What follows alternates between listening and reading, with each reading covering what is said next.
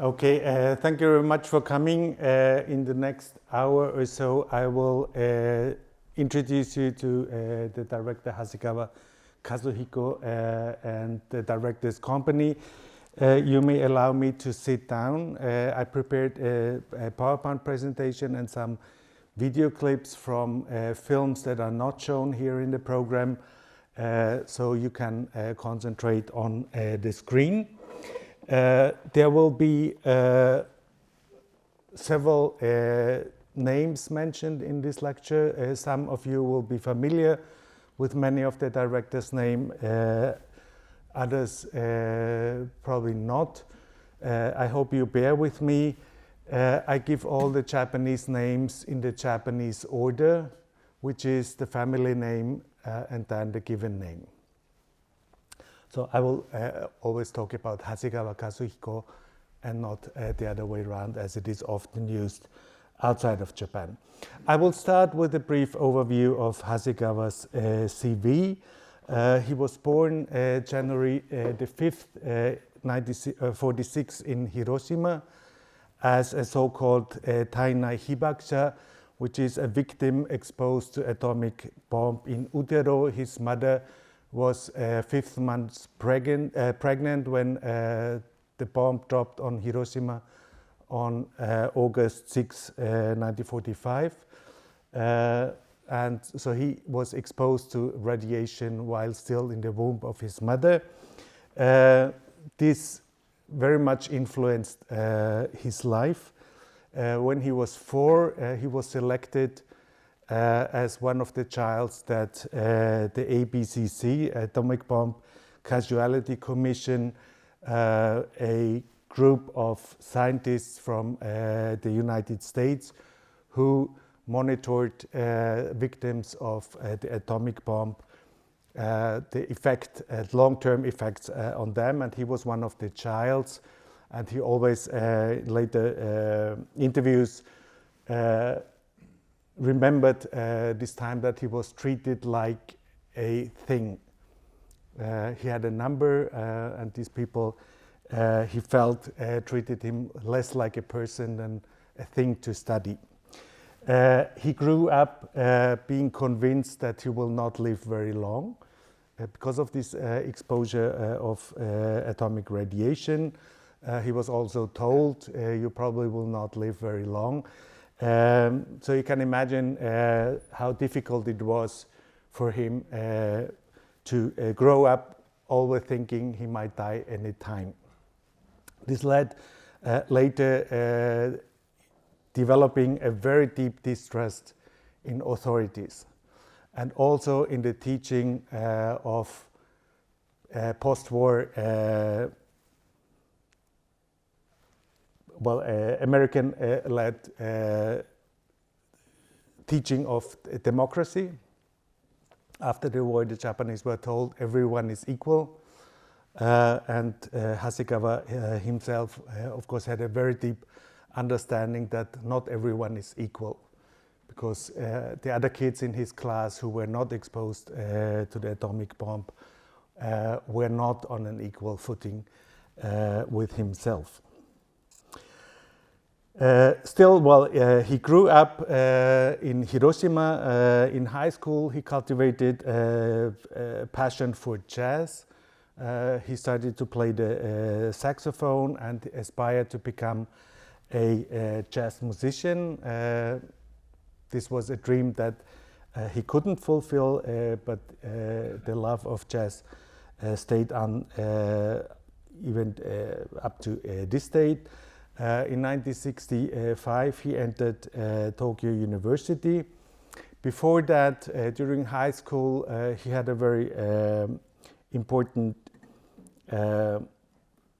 experience. When he visited one of his friends, he saw a picture taken by a friend of his, the brother of his friend, who worked at the Toei Studios, one of the big film studios in Japan, and it showed this older brother of his friend together with Takakura Ken, who was one of the big stars of the silver screen at that time, and he got interested in the work this brothers friends was doing, and he also wanted to become a assistant director and then later a film director. So this was, he later related to that he made a big discovery that there are people out making films. He never thought about that before, and he wrote a letter to the Toei Studios, what do I have to do to become a film director, and they were kind enough to send him a answer letter, and they said, first go to university and study. So he took this advice and entered Tokyo University, which is on top of the hierarchy of Japanese universities. It was also the university where his friend's brother studied. So he also tried to follow in his footsteps. He entered the English department at university. He was less eager to learn about English literature. He was very much involved in sports, especially American football, which became his new passion. In 1967, in his second year at university, he started to attend a screenplay writing class led by Urayama Kirido, who was one of the famous directors at the Nikatsu studios. And Urayama introduced Hasegawa to Imamura Shohei, who also used to work for the Nikatsu studios and who just had left the Nikatsu studio to form his own independent production, Imamura Production. And Imamura was looking for assistant directors for his independent production. He took the exam. It was still common back then to have exams for assistant directors in order to enter a production, and Hasegawa came on top of 33 people who took this AD exam, and in November 1968 he joined Imamura Production as an assistant director. By entering Imamura Production, he decided to stop his study at Tokyo University, so he never finished university but became what he aspired to do since his time at high school as an assistant director. The first film he worked on was the first, or basically the second feature film of Imamura after he left the Nikatsu studio, The Profound Desire of the Gods. This was a film that took Imamura 2 years to produce. When Hasegawa entered, the production was entering the second year, and Hasegawa spent the next month, almost a year, on a remote island in Okinawa shooting this film, or being involved in shooting this film. Okinawa back then was still occupied by the United States. It was not before 1972 that Okinawa was returned to Japan. And this actually was also very decisive for the thinking of Hasegawa, because 1968 was the year when the student movement, student protests were gaining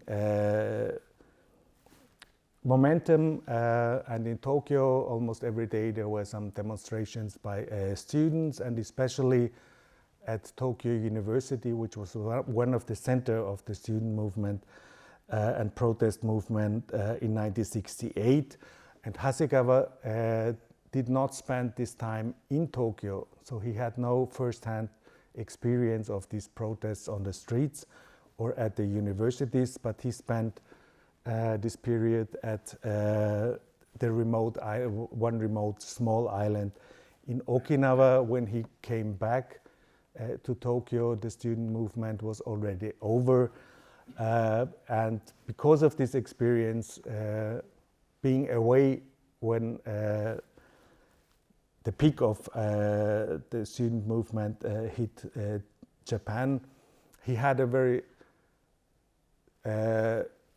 special position because he's one of the few people of his generation that had a rather distanced look at this period. So he was not as traumatized as other students or young people of this generation who saw the defeat of the student movement in 1968, 1969. Well, Hasegawa is credited as Somu in this film by Imamura, which means boy for everything. So he was assistant director, he was driver, he was doing everything that has to be done. And he learned a lot through this experience. He also worked with Imamura on his next film, which was a documentary, The History of Post-War Japan as told by a bar hostess, a film that was released in 1970. After this film was completed, it was already clear that Imamura production will not be able to do big productions in the next few years. So Imamura introduced Hasegawa to Nikkatsu, the studio where he used to work until 1967 when he left Nikkatsu, and he joined Nikkatsu as a contract assistant director. The situation of the Japanese studios was not very good. Back then, cinema was in crisis as everywhere in the world, and Nikkatsu, he couldn't enter Nikkatsu as a permanent staff, but only as a contract assistant director. The first films he worked on were still ordinary films. The first one he worked on as an assistant director was a Jidaigeki, or a historical film. Because he was only a contract assistant director, he could also work on projects outside of Nikkatsu, like the third film here that was produced by Toho, which was also one of the big studios. But basically he worked together with directors Osawa Keiichi and Fujita Toshiya, who were also claimed as the key directors of the new Nikkatsu action movies. So these were a bunch of movies, hard-boiled action movies, catering to a young audience. While working as a contract assistant director, Hasegawa was offered to make a film by the independent production company Kokue, which was one of the leading companies for so-called pink film. Pink film is a very peculiar genre within Japanese cinema, established in the early 1960s, catering to an adult audience. So the Japanese version of soft sex films. These films were made by independent productions on a very low budget, but the directors had quite a lot of freedoms as long as they delivered a certain amount of sex scenes. The film was intended to be Hasegawa Kazuhiko's directorial debut, but unfortunately the film's sentimental journey was never finished. The shooting took him more than 2 months. Usually a pink film, the shooting was like 1 week or 10 days. At that point of time, the budget usually was 3 million. He spent 3.5 million. When the film was 90% finished. But then he didn't have enough sex scenes, so the Kokue studio begrudgingly added up the budget for another 1 million in order to finish the film, but unfortunately the producer of the film, of this pink film, lost all the money at horse races, so the film was never finished. It's said it was finished 90%, and there are a lot of stories that this footage is still somewhere around, but there are many people who tried to find it, but they didn't discover. So it is what in Japan is called Maburoshi no Eiga, or a phantom film that never was released and finished. So from 1972 on, in his second year at Nikkatsu, he also started to write screenplays for Nikkatsu. Within this year, the situation at the Nikkatsu studio had changed quite dramatically. The crisis intensified, and Nikkatsu had the choice to go bankrupt or to change its production line. Another studio at the time, one of the big players, Daiei, went for the first option and went bankrupt in 1971. Nikkatsu opted for the second action, so in order to avoid bankruptcy, they switched the production to what is known as Nikkatsu Roman Porno. So these are also low-budget films for an adult audience, X-rated films, very much like pink films. The only difference is that pink films were produced by independent productions, whereas the Nikkatsu studio, they had professional staff. They had studio facilities and a little more budget, but content-wise, they are very close to the pink films at the time. Nikkatsu branded these new films as Roman Porno. The term porno was not in use back then in Japan, and had slightly different connotations than it had in European countries. So the first screenplays he wrote were already for Nikkatsu Roman Porno. The second one was shown the day before yesterday, so you had probably seen it, directed by Sawada Yukihiro. These Nikkatsu, the early Nikkatsu Roman Porno, many of them were produced by the producer called Ichijike, and that is quite important because Ichijike will later also produce the films of Hasegawa he did in the late 70s. The film you saw yesterday, perhaps The Man Who Stole the Sun, was produced also by Ichijike, and then some films from the director's company. Beside working as an assistant director and a screenplay writer for Nikkatsu, from 1974 on, he wrote also screenplays for TV. And here I would like to mention a series drama, He's Like a Devil, produced for the TBS broadcasting station.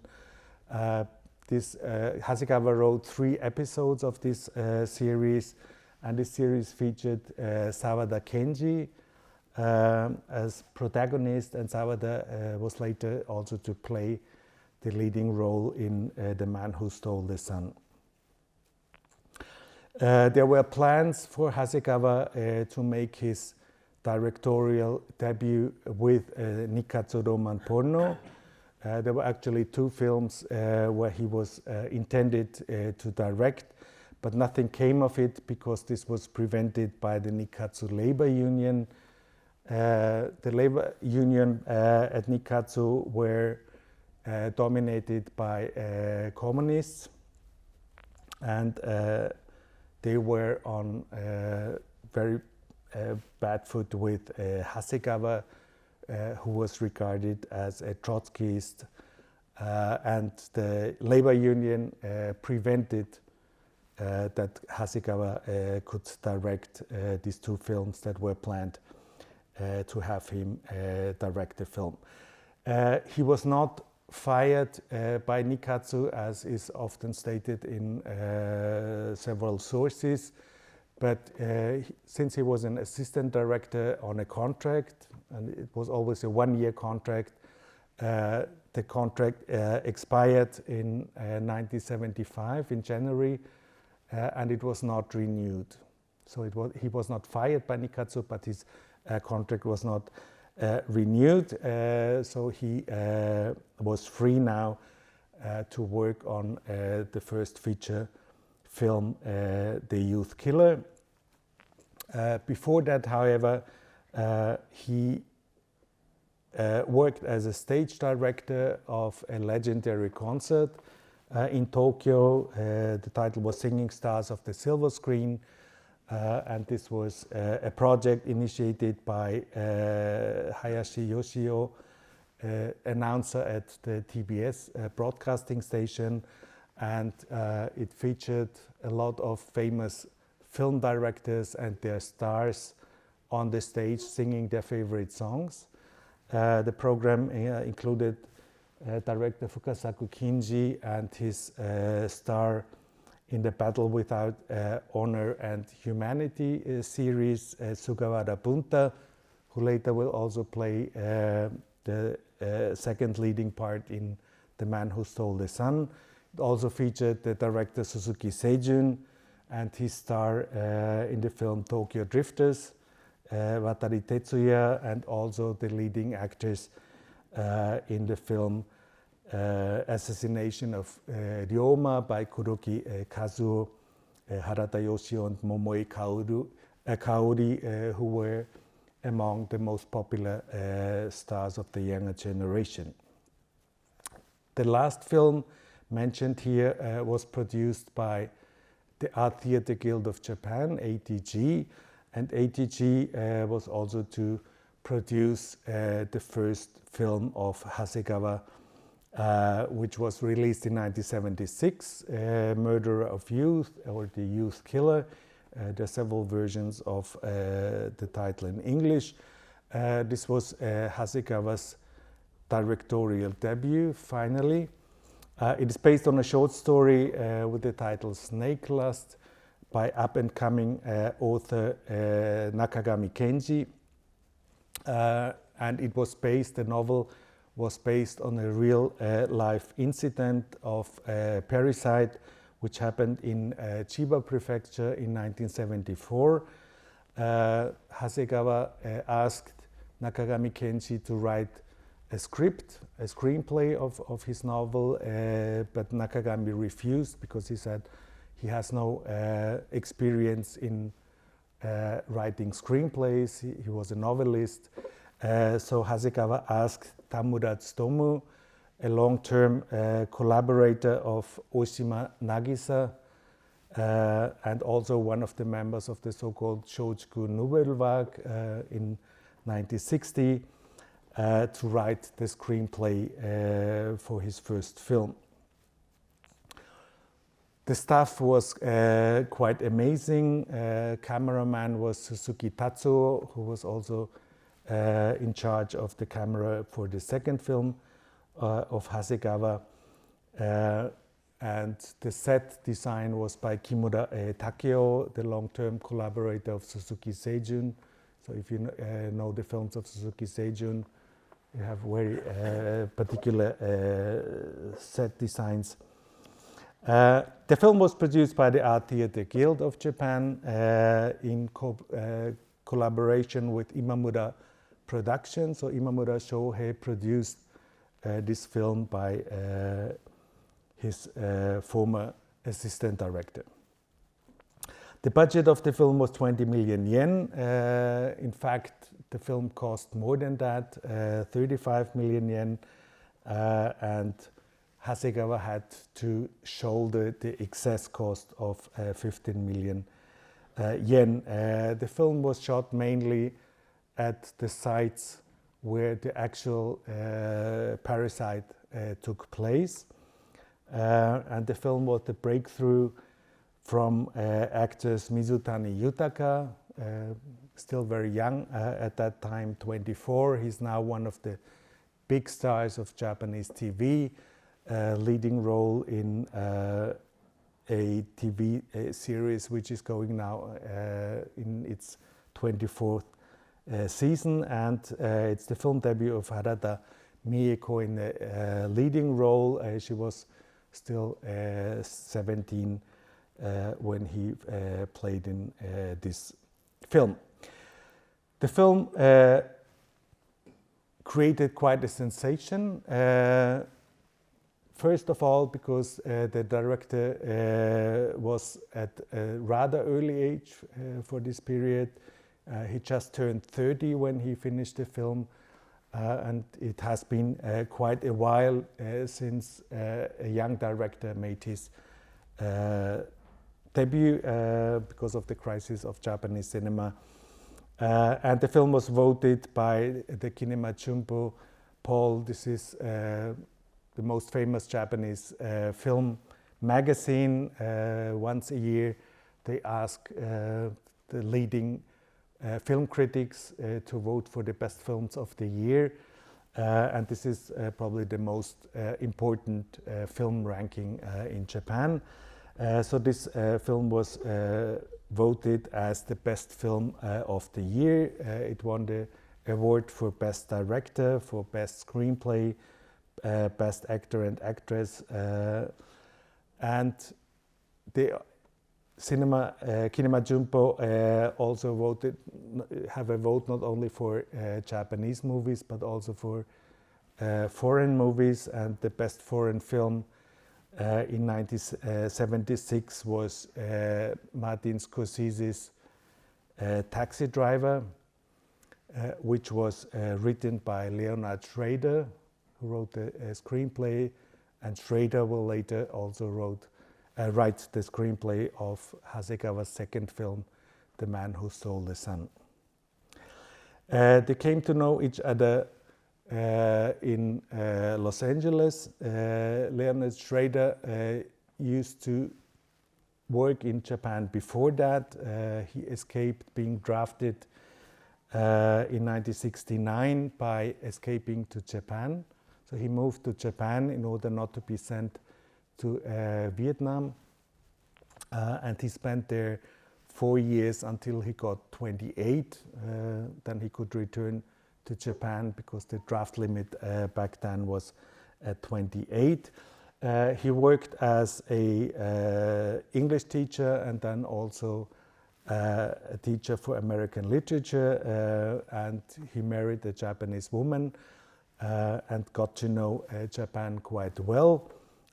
He also wrote several scripts, Japanese themed films like Sidney Pollack's The Yakuza, which also starred Takakura Ken, and then also the script for his brother Paul Schrader's film Mishima, A Life in 4 Chapters, which had also Sawada Kenji as one of the leading actors. Leonard Schrader initiated Hasegawa's second film, The Man Who Stole the Sun. He wrote the first draft of the script. The theme, the atomic bomb, was very close to Hasegawa, as you can imagine from his personal history. But he was not so fond of Schrader's development, so he changed the story because he wanted to have his leading figure, the protagonist, not only as a related as a criminal who builds this atomic bomb, but also having him depicted as a victim of the atomic bomb. There were several changes also with the title. Hasegawa wanted to title the film The Laughing A-Bomb. Japanese distributor was very much against this because he said A-bomb is in the title, nobody will go watch the movie. The film was produced by Kitty Film, which was a new independent production company. The producer Yamamoto Mataichiro and Ijiji Kei also came from Nikatsu and Ijiji produced several films where Hasegawa was writing the screenplay. This was a new company, and it's quite interesting because it was founded by a music producer, Takahide Nori, with the professed aim of producing films by Hasegawa Kazuhiko. So this music producer was a big fan of Hasegawa's first film. So he said, well, I make a lot of money and I want to see his next film. So he established Kitty Film as a small unit. There was also Kitty Records, a record label. So he founded Kitty Film in order to produce Hasegawa's next film. He was joined by the Nikatsu producer Ijiji Kei and producer Yamamoto Mataichiro, who later also became leading directors for the directors company. Actually, it was not the first film that was released from Kitty Film, but the first project they started to work on was The Man Who Stole the Sun, which was finished and released in October 1979. A couple of months later, Kitty Film also produced the film Dream Me 15, which was the first film directed by Meij Shinji, who was also a fellow assistant director at the Nikatsu studios and who was the first assistant director at Hasegawa's The Man Who Stole the Sun. And the second film also by Meij Shinji, Sailor Suit and Machine Gun, which was also produced by Kitty Film in cooperation with Kadokawa, which became the new big player in Japanese cinema in the late 1970s. Kitty Film is also known to fans of Japanese anime. So if you're an anime fan, you might have heard of animation series that were also produced by Kitty, like Urusei Yatsura or Yawara, which were very popular not only in Japan but also outside of Japan. So Kitty Film produced the film The Man Who Stole the Sun. The reception in Japan was mixed. The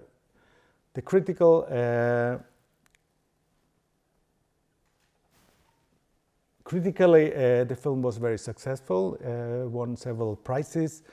It was less successful on the box office,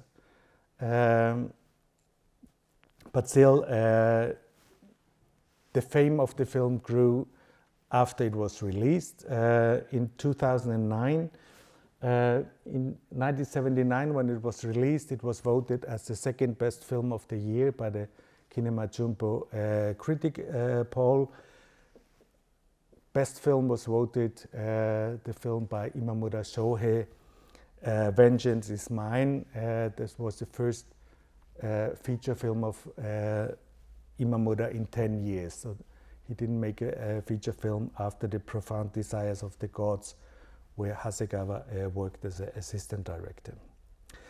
But in 2009, Kinema Junpo had a poll all-time best films of Japanese cinema. And back then, The Man Who Stole the Sun was voted number 7. And more recently, in 2018, Kinema Junpo also had a poll on best Japanese films of the 1970s, and it was ranked as the best film of Japanese cinema of the 1970s. Before coming to the director's company, a few words perhaps the changes in Japanese cinema at the time Hasegawa became a director. Here you see a figure of the number of attendance, cinema attendance from the 1950s to the end of the 1970s. You see a steep decline of cinema goers in the 1960s, triggered by the spread of TV as everywhere else. And in the 70s, especially the big studios were rocked by the crisis. So the number of feature films produced by the big studios declined drastically, and the dominance of the studios was broken. This opened up new chances for small independent film productions, and you can see the number of studio films here in yellow declined quite drastically, whereas the number of independent productions rose, and these independent productions were mostly so-called pink films because they were produced on a very low budget. Japan, the Japanese market also always was proud of being not dominated by foreign movies. I mean, most European countries were dominated by the films of Hollywood, and the domestic production was rather a minor factor. In Japan, it was the other way around. But in 1975, when Hasegawa started to work on his first feature, it was the first time that the market share of foreign films was higher than that of Japanese films. That intensified the feeling of crisis in Japanese cinema.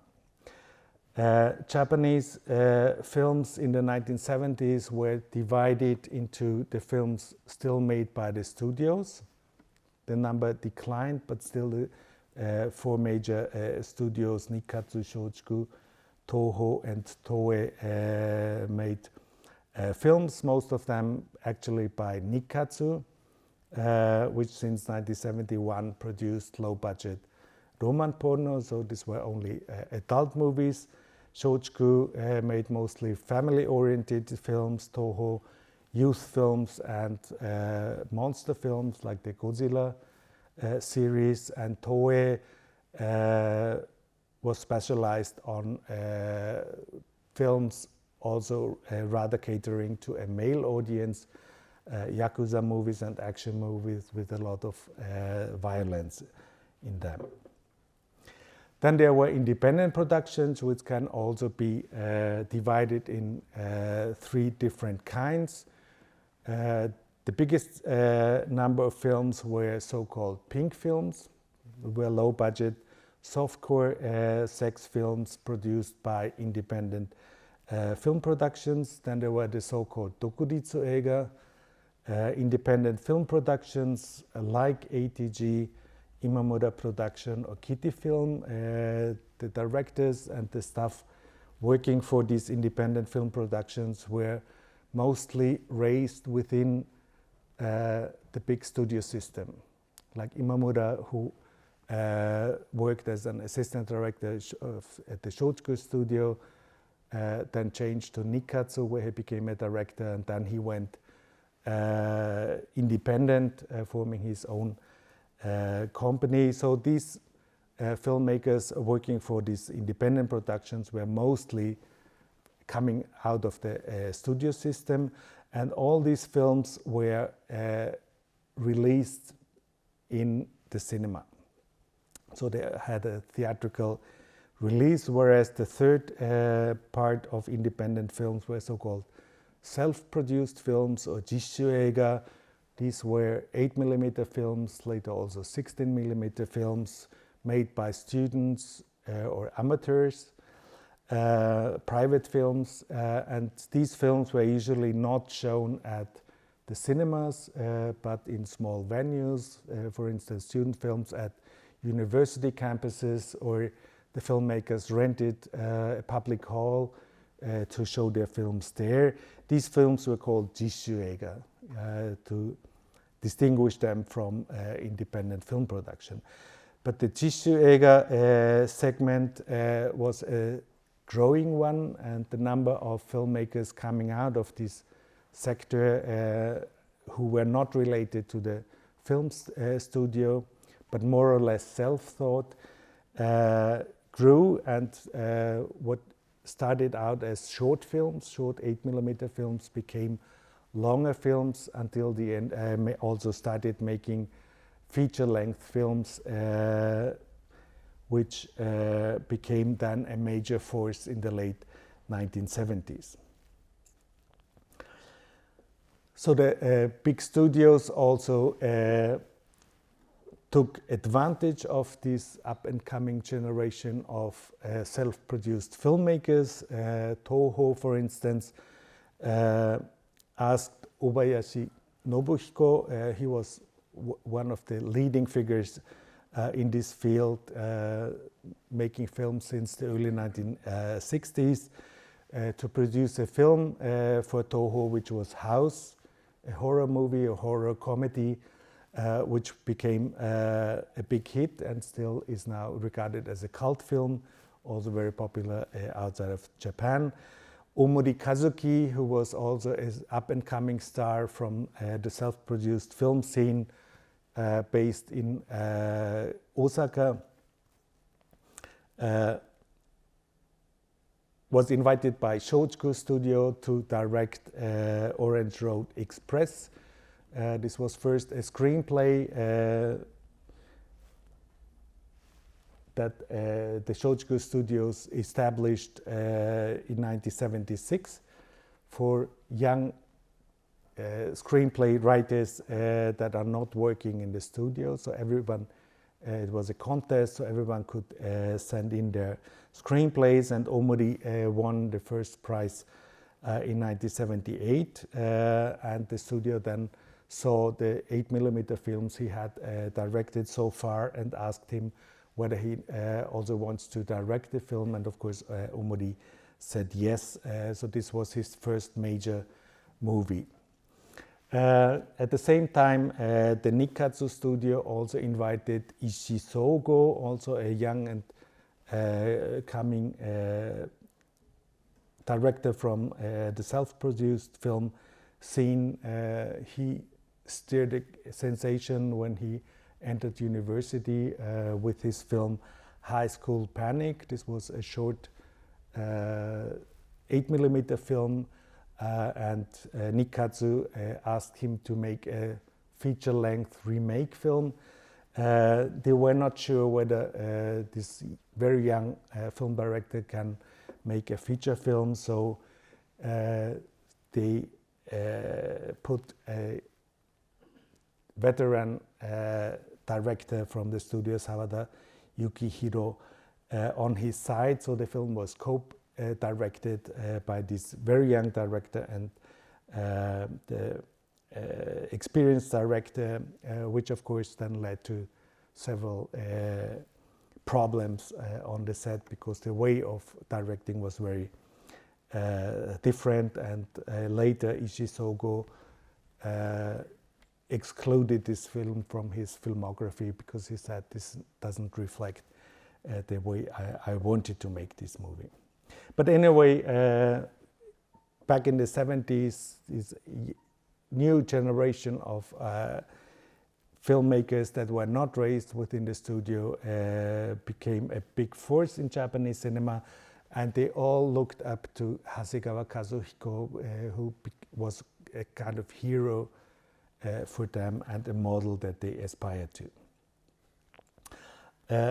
I shall also say a few words on the Art Theatre Guild of Japan, which was founded in 1962 as a film distribution company. It was a non-profit organization with its own theatre chain. They were distributing mostly European art house films, but also independent Japanese productions. In 1968, they started co-producing low-budget independent films and became the powerhouse of Japanese auteur films.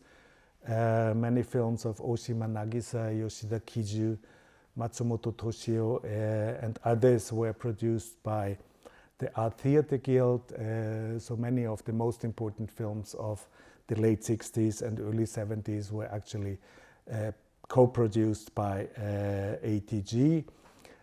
Also, Hasegawa's first film was produced by ATG, but then ATG was already in crisis. In 1976, the number of productions was drastically reduced, which changed then in 1979 when Sasaki Shiro, who was still in his 30s, became the second and new president of ATG, and he initiated what was called the new ATG line, and he actively supported young directors. So in the 60s, 70s, ATG was mostly working with people coming from the studios like Oshima or Yoshida from the Shochiku studios. But Sasaki was looking for young filmmakers, which can be seen here. The first films that he produced for ATG in 1980 was the second major film by Omori Kazuki. It was the first feature film, major film by Isuzu Kazuyuki, who came from a pink film background. He directed already 7 or 8 pink films, but this was the first major film that he made. Also Negishi Kijitaro, who came also from the Nikatsu studio. He was also assistant director there, and he had produced a couple of Roman porno before making his first feature film, Distant Thunder. And in 1982, Takahashi Bamme, who also came from a pink film background, directed the film Tattoo, which was also the first film for a major audience. All of these directors were to join Hasegawa Kazuhiko in the directors' company, which Hasegawa initiated in 1982. The directors' company was founded as an independent film company, not as a movement connected by ideals, but as a profit-seeking company. So this was the concept, not making films like the filmmakers in the late 60s for ATG, Oshima, and so on, but making profit-seeking films. So it was a new kind of commercial cinema that they were aiming for. New was that they introduced a contract system with annual salaries. So the whole company was very much organized like a baseball team. So the baseball team, also the players got a salary, and then depending on their success in the season, this is renegotiated the next year. The starting capital, they were lucky to find a sponsor, which was a member of this so-called Shirako family. Shirako Nori is a very famous seaweed brand in Japan, and one of the Shirako family was a cinephile, and he said, I will give you 50 million for your new company, and I'm looking forward to the films you're making. Hasegawa Kazuhiko initiated the directors' company, and he became the representative of the company, but he did not become the director, the president of the company. For that, he asked Miyazaki Susumu, who was working for the advertising and PR company Hakuhodo, which is the biggest advertising company in Japan. So Miyazaki was not coming from a film background, so he had no experience in producing films which later will turn out as one of the problems of the director's company. And the third person who was involved in establishing the director's company became vice president, which is Hasegawa Yasuhiro, who had a small company for PR films, but he's not related to Hasegawa Kazuhiko. They're only sharing the same name. There were 9 founding members of the directors' company. Hasegawa was the oldest one, and he deliberately chose younger directors to join him in the directors' company. The oldest one was Hasegawa, born in 1946. The youngest one was Ishii Sogo, born in 1957. So they're basically like 10 years apart in age. If we look at the background, 4 of the 9 members that started the directors' company had a background in Nikatsu. Hasegawa Kazuhiko, Meij Shinji, Negishi Kichitaro, and Ikeda Toshiharu also all worked for Nikatsu studio. Ikeda and Negishi had directed a number of Roman porno films for the Nikatsu studio. Hasegawa, as we have seen, made his first films for ATG, and Meij for Kitty Film. Takahashi Bamme and Isuzu Kazuyuki came from the pink film segment of Japanese cinema, and Omori Kazuki, Kurosawa Kiyoshi, and Ishii Sogo, who later changed his name to Gakuryu, came from the Jishu Eiga segment, which is the self-produced films.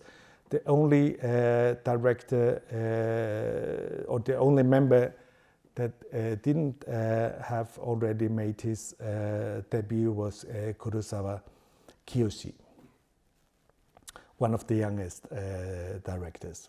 The first film the director's company produced was an omnibus film, and it was also a pink film, or basically 3 pink films.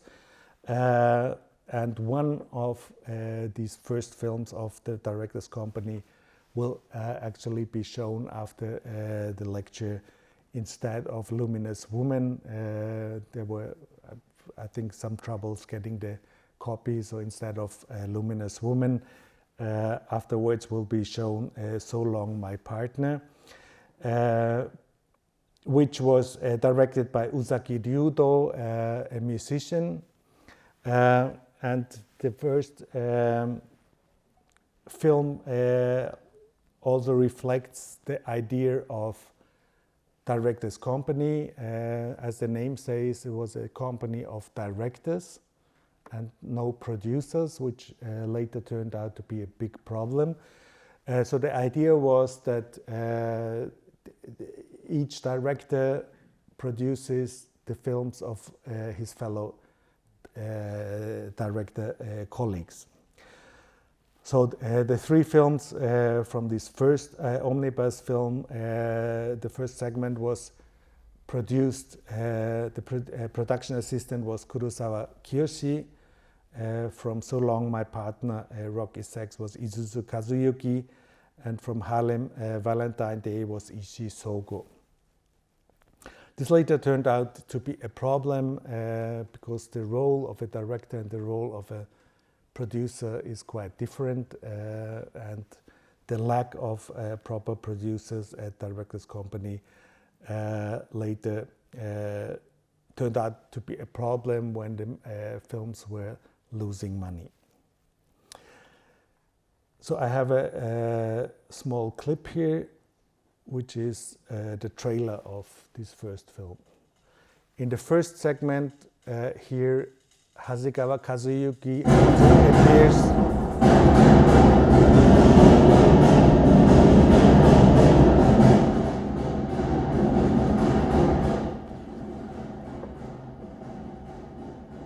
Hasegawa plays a small part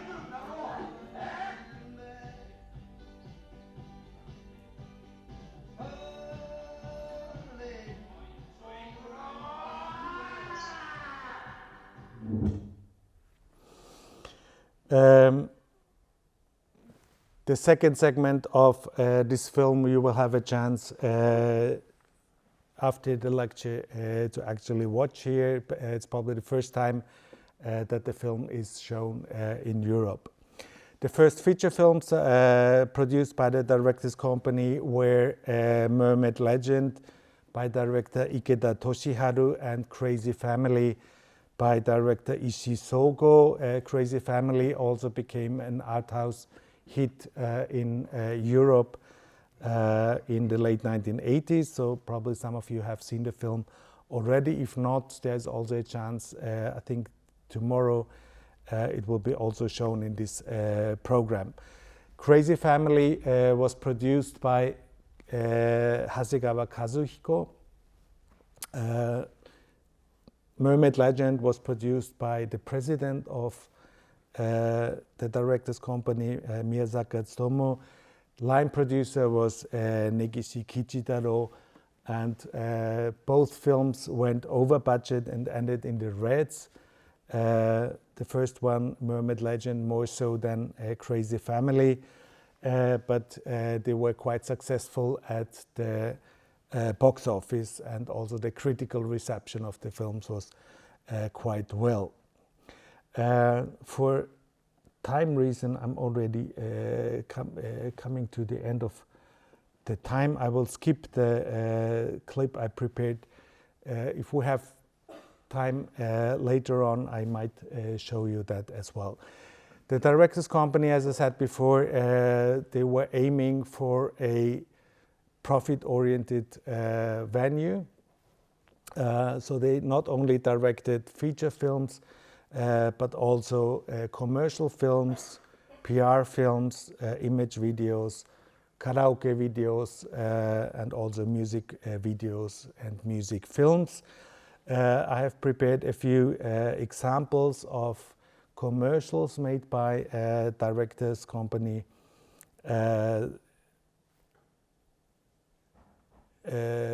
Directors, especially, they made a series of commercials for Citizen, the watchmaker, and I will show you three examples. The first one is from Isuzu Kazuyuki.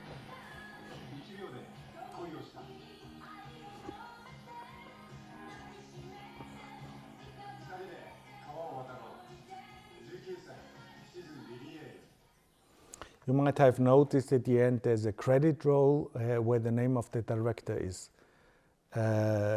credited, which is a very, very rare thing in commercial films.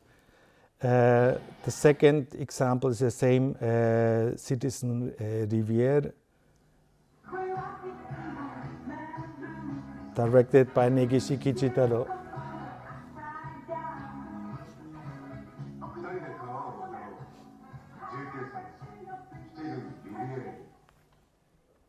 And the third example is from So Meij Shinji, also for the Citizen Rivière.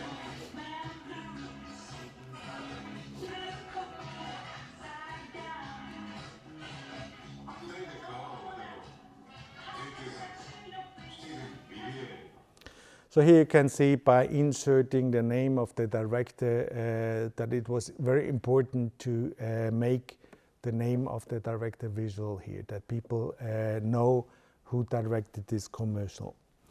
As an example of a music film, the director's company produced, I chose a clip from Ishii Sogo's Halber Mensch, which was a music video about the group Einstürzende Neubauten.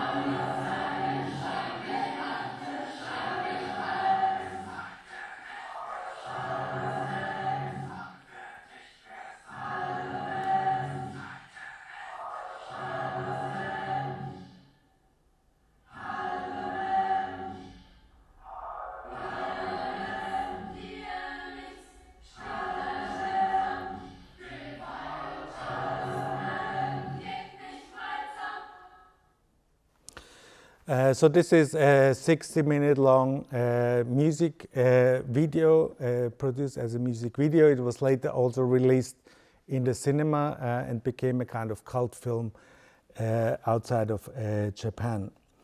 The next project of the director's company was the first film directed by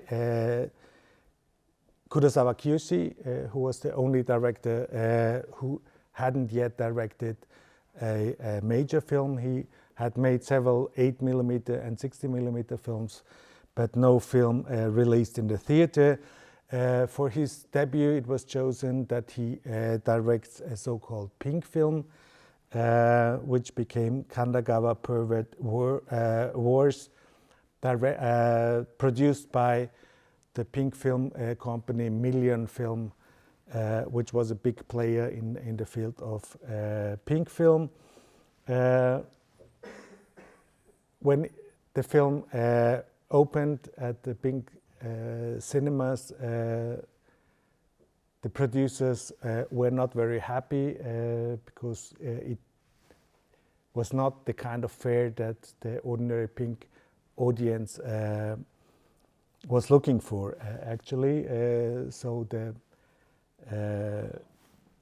reputation was actually very bad, but still some person at Nikkatsu heard about the film and they invited Kurosawa then to also direct a Nikkatsu Roman porno, which later became Kurosawa's second feature film, Pumpkin Soup.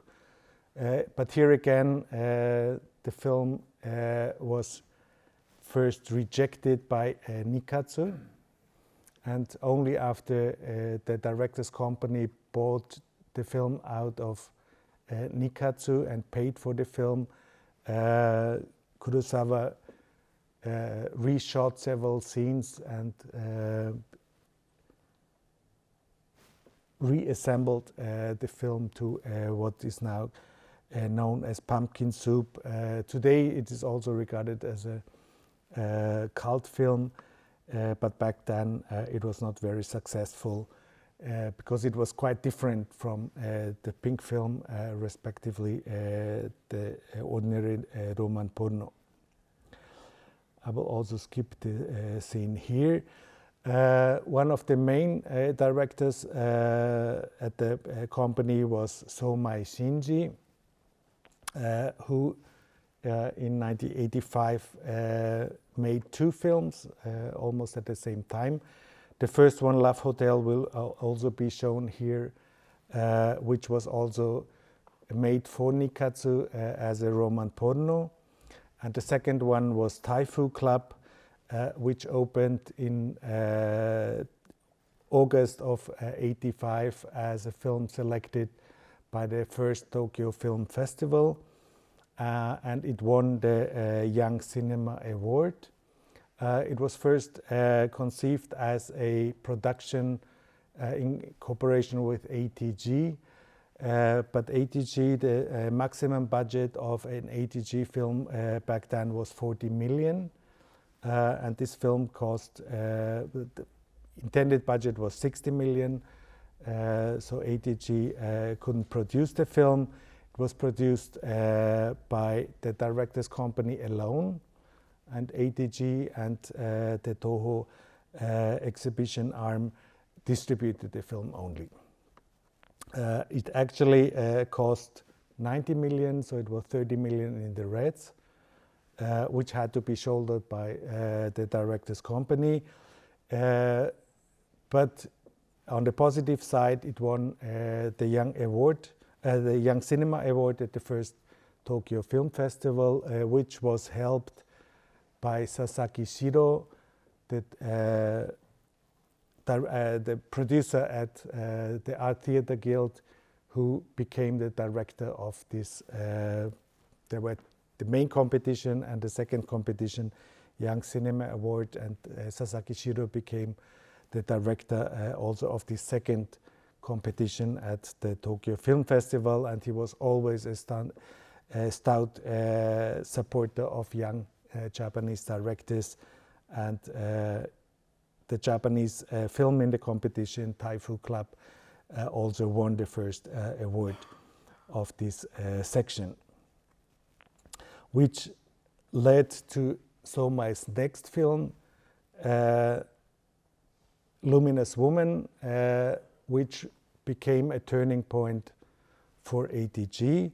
It was produced by the director's company together with Daiei and the Young Cinema 85 joint venture. This is basically the award money coming from Taifu Club winning the section at the Tokyo Film Festival.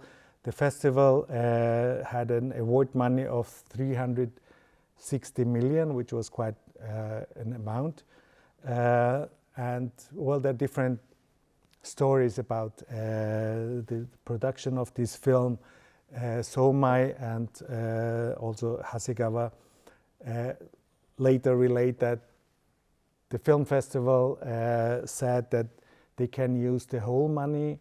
Actually, they ended up to get only 180 million yen, which meant that they started with the project thinking they have 360 million to spend on the film, but actually it was only half the money. To make a long story short, the film was deeply in the red when it was finished. It was 200 million in the red. The first film before was 30 million. This was almost 8 times as much, and the depth of the director's company just piled up. So if we look back at the director's company, in its existence was 10 years. They were able to produce 22 films, 17 of which were made by the members of the director's company. On top was Somai Shinji, who directed 4 films where the director's company was involved, followed by Izuzu Kazuhiko and Kurosawa Kiyoshi, who each directed 3 films. Takahashi Banme Negishi and Ikeda each directed 2 films. Ishii Sogo only 1 film. And Omori Kazuki, he actually did not direct the film by the director's company, but he was involved in one of the films directed by his colleague Nagasaki Shunichi as a screenplay writer. So he was kind of involved in half of a film, but it is most important thing is that Hasegawa Kazuhiko himself was not able to realize a film with the director's company. At first, everyone thought the director's company is a company made by and made for Hasegawa Kazuhiko. In the first years, he refrained from making his own film and rather let other directors do their films.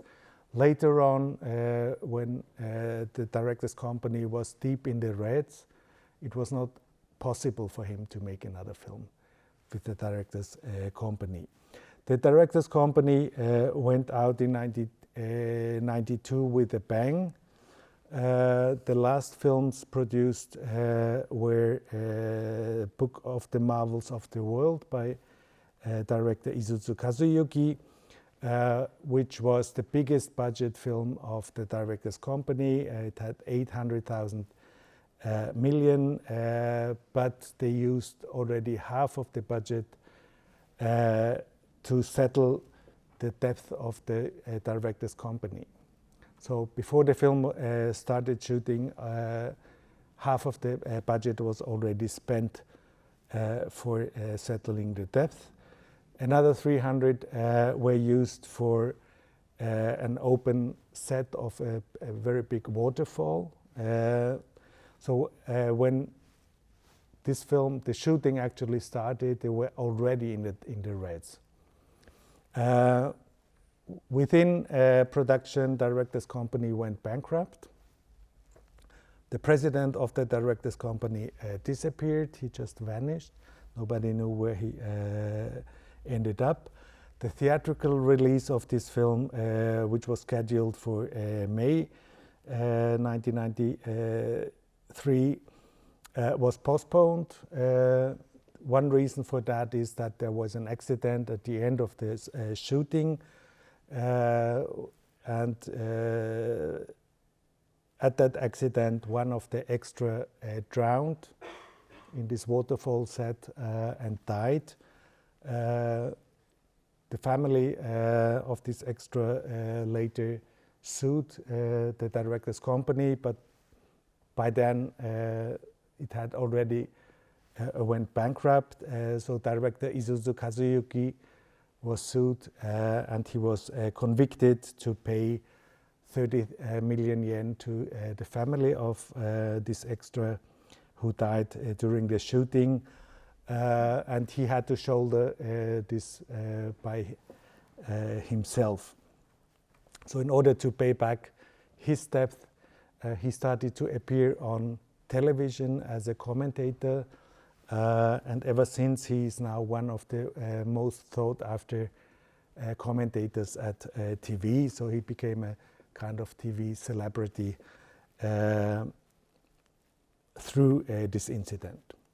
And at the same time, the film Original Sin was under production, directed by Ishii Takashi, who started out as a manga writer. So he was a comic writer, later also turning some of his manga into screenplays for Nikkatsu. Tonight,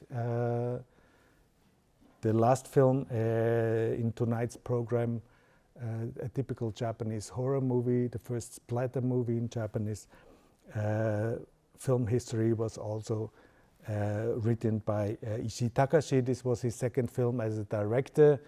During shooting, director's company went bankrupt, and Kitty Film, the old supporter of Hasegawa Kazuhiko, and producer of his The Man Who Stole the Sun, helped out and finished the film, which was later released by Argo Pictures.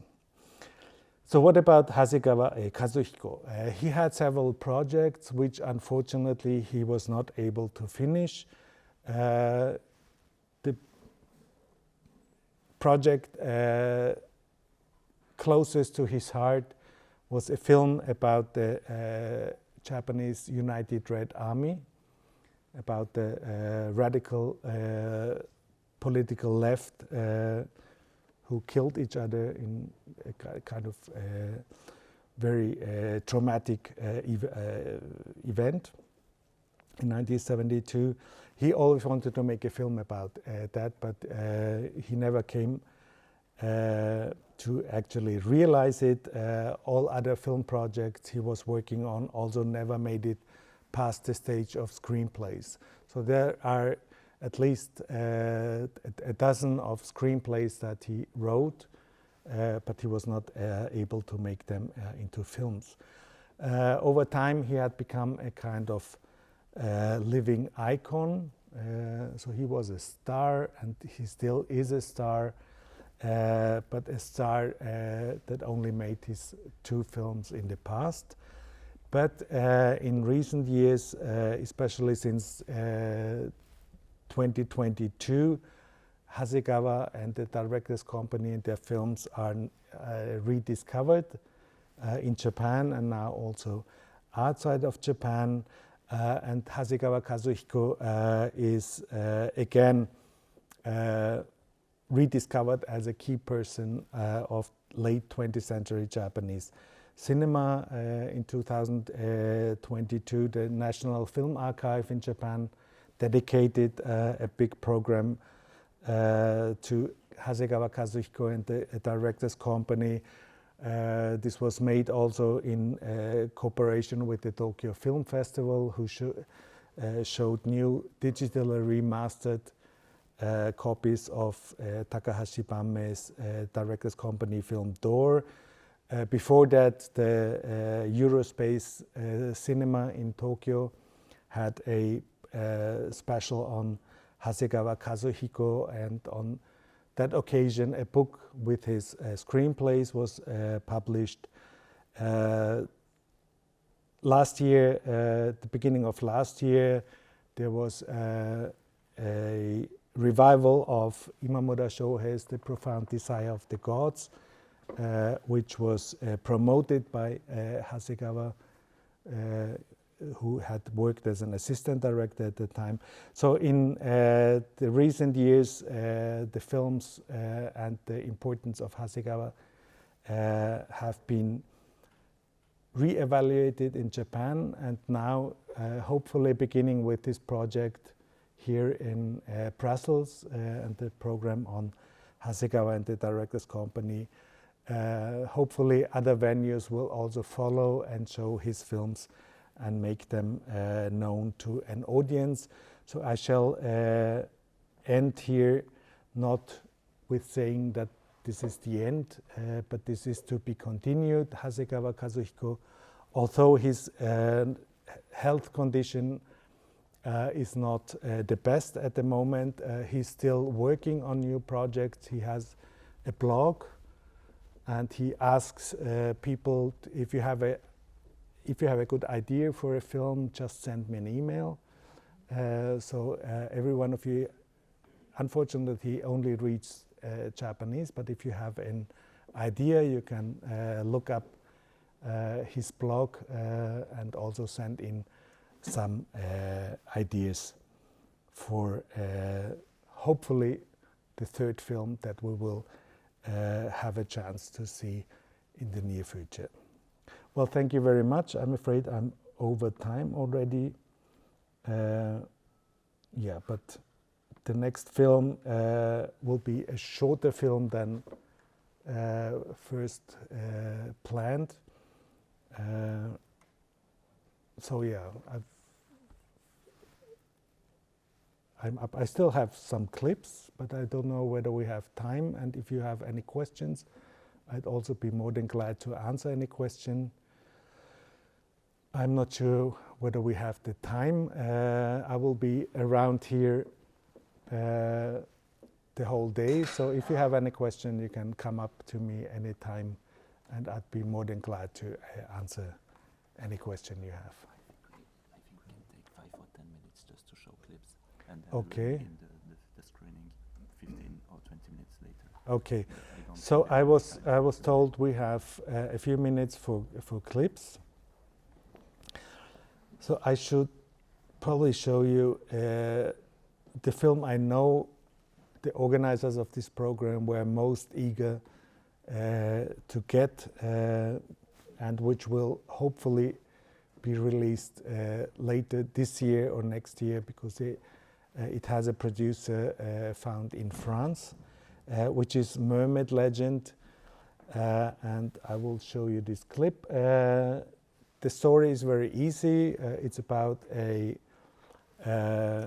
nuclear power plant which is newly built in a remote the countryside in Japan, and there's a protest movement against the construction of this power plant, and the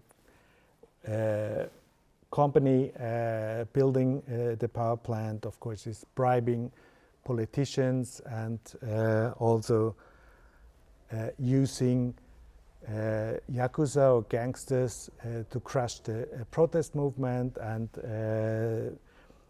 one of the fishermen living in this area is killed by one of these gangsters, and his wife is taking revenge at the end when she crashes the opening ceremony, which I will show you the first part of.